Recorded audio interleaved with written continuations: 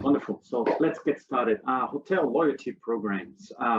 Anyway, when Jackie and we talked about this topic, it sort of felt like we all know what it is. It's nothing new to us, but I think that's probably the catch here. Sometimes we get too familiar and something that becomes second nature to us, and suddenly we're not necessarily paying the relevant attention to specific areas of our business, and particularly around commercial, whether that's revenue, marketing, sales, any part of the spectrum, wherever you sit. So hopefully we're able to cover some of that here today. What I would like to bring into context in terms of loyalty is really that deep and meaningful interaction that we have, our brands have with our customers. It's about that feeling that we would like our customers to have when they feel that they are valued and that they are cared for. It's when we have a strong sense of belonging, when we share the same principles on what's really important to us and to our customers. So that's essentially the perspective that I would like to discuss here today. I would like to take back pre-COVID.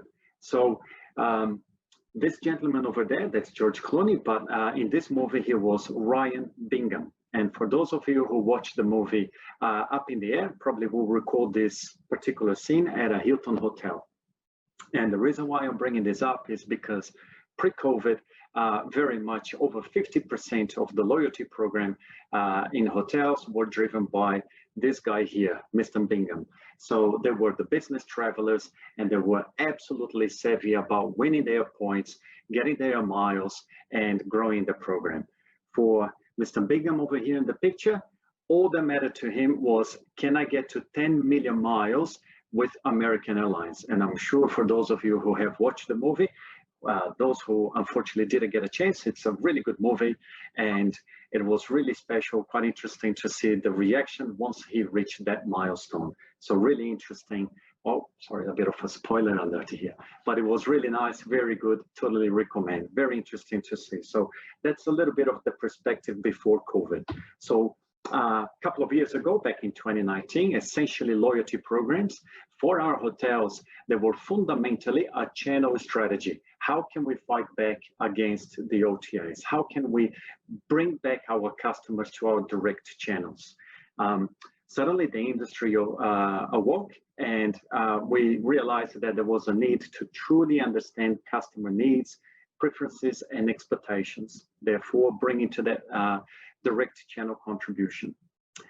We also understood a little bit better that driving repeat business through loyalty was very important to us, driving stronger margins and leverage that total revenue contribution that is not only looking at accommodation or rooms revenue, but also overall revenue across our portfolio. In 2014, actually, a Cornell study revealed that that not only the corporate traveler, they stay more nights than the non-members, but also they generate over 50% more revenue, as we already discussed. They provide lower cancellation rates, they tend to stay longer. Of course, they have the word of mouth, a lot of the things that we're very familiar with in our industry. And absolutely, as I said earlier, they are very eager in earning points, climbing up the elite ladder a lot faster, and enjoy their benefits, their perks, and being recognized as being a gold, platinum, or an elite member. Then, of course, choice for them, whatever it takes, having cards in multiple companies doesn't really matter. Loyalty, not necessarily in the sense of being loyal to your brand, but loyalty to what's important to them. And getting those miles, getting that recognition was really important. So multiple cards, multiple affiliation, whatever it takes, just really to get to the level, that goal that they wanted to achieve.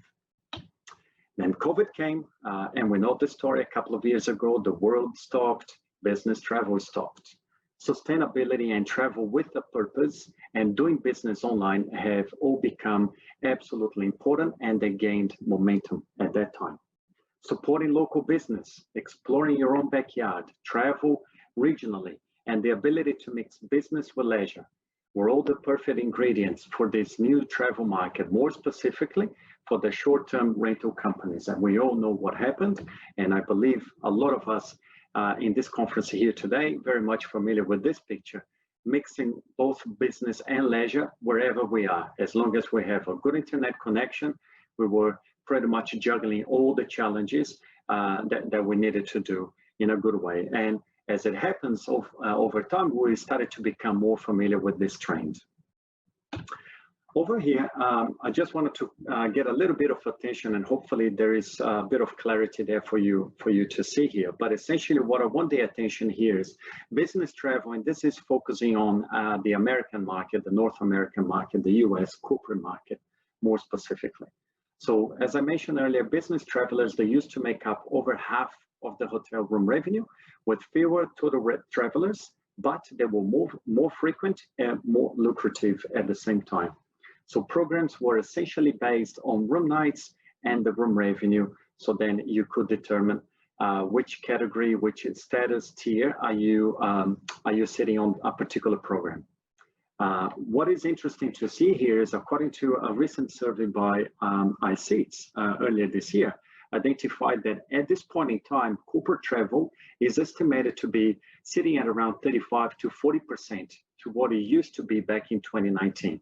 And their expectation is that by the end of this year, they're probably going to reach at around 50% only to what it used to be 2 years ago, and not going to exceed over 70% by the end of next year. So it's a really long way that we are in reaching back to 2019 levels in terms of business travel. So what's really happening, as we all know, is that shift in the market going more to the leisure.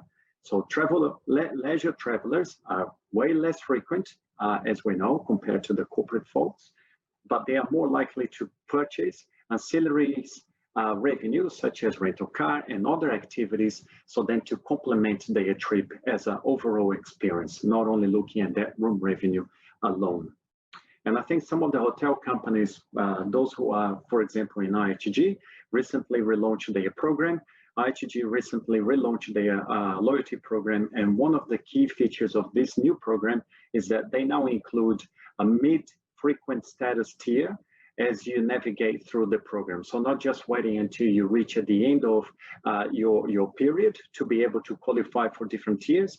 There is a shorter time frame for you to qualify in different tiers and grow in the program. So a different way to acknowledge and recognize those travelers.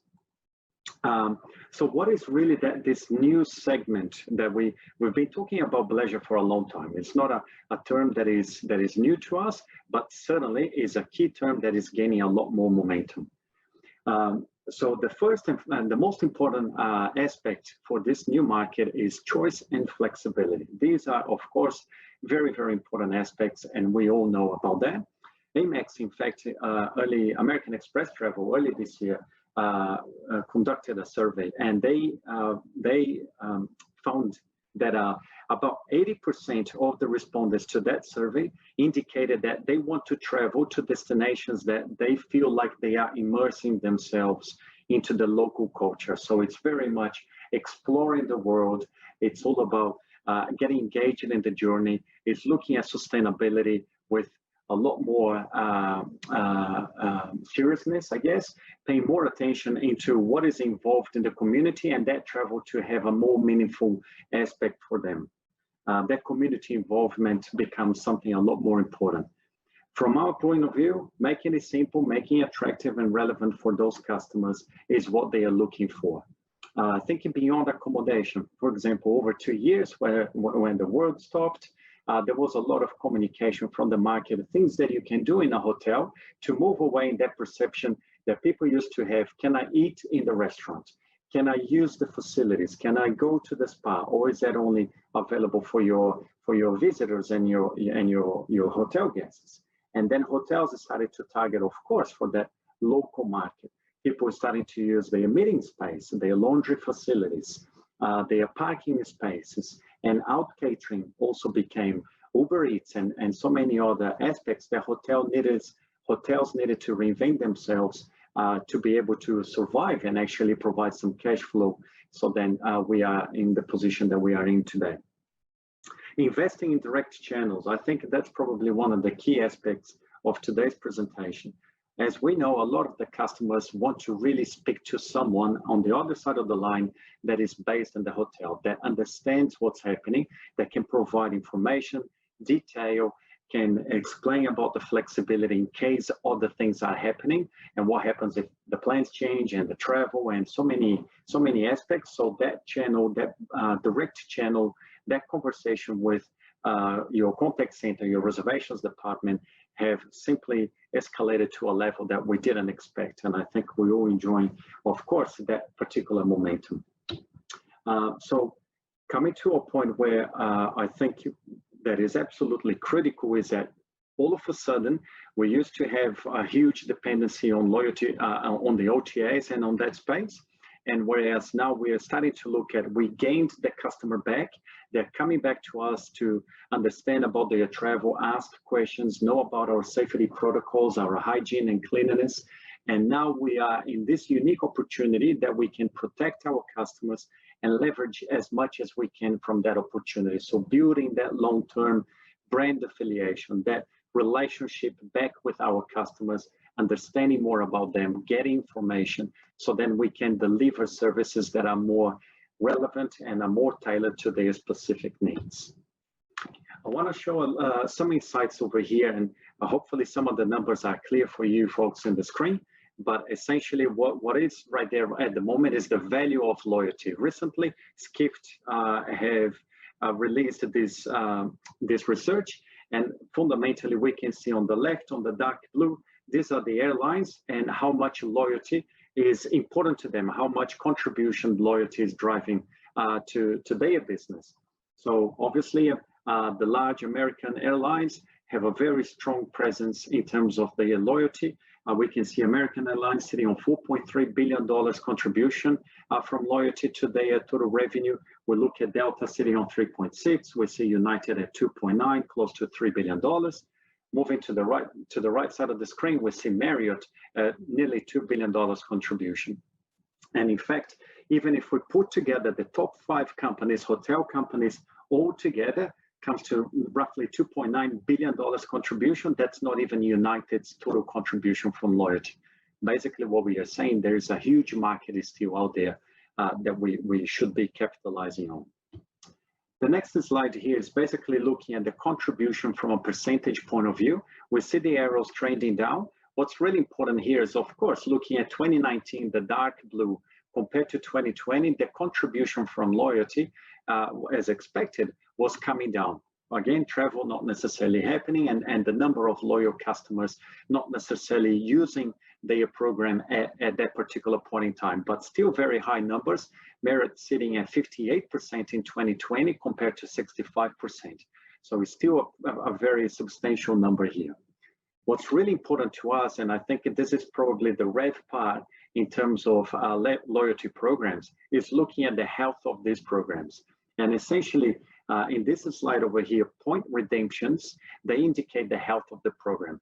So what are we looking at here is, if we divide the revenue that I presented earlier with the number of members that each program has, this number over here is indicating how much the program is being able to engage with the customer, how much the customers are actually using of the program. So instead of looking at how many points each customer is earning, is actually looking at how many points the customer is actually redeeming. If your offers, if your benefits and the perks that you offer in your program are actually engaging and relevant to your customers.